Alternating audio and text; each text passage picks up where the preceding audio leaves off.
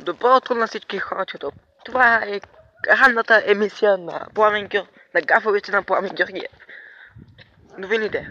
Значи, сега предаваме на живо от град Габрово. Както виждате, времето все още не е заоблачено и няма да вали днес. Може нещо да се появи студен въздух, хладен въздух, но няма да вали днес.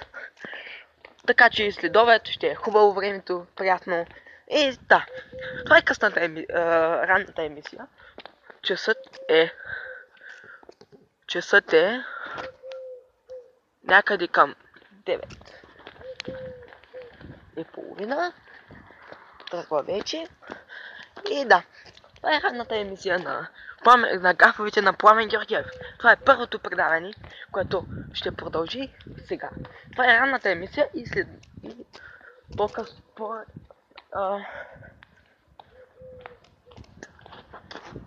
по-късно ще чуем обедната емисия на гафовете на Пламен Георгиев с водещ Пламен Георгиев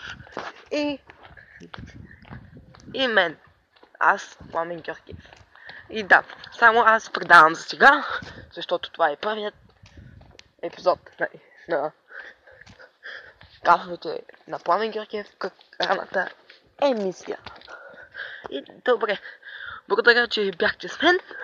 Аз бях Пламен Георгиев, от град Габрово снимам и благодаря, че гледате този клип.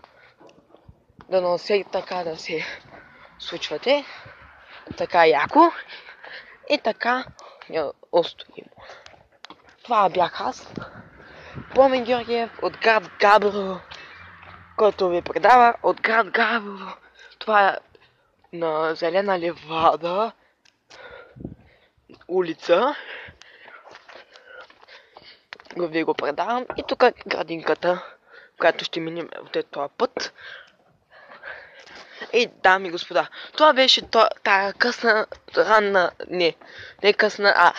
емисия на гафовете на Пламен Георгиев. Това беше първият епизод от този епизод от сезон 1. Благодаря ви, че бяхте с мен. Аз съм Пламен Георгиев и ви благодаря, че гледахте този епизод. До скоро!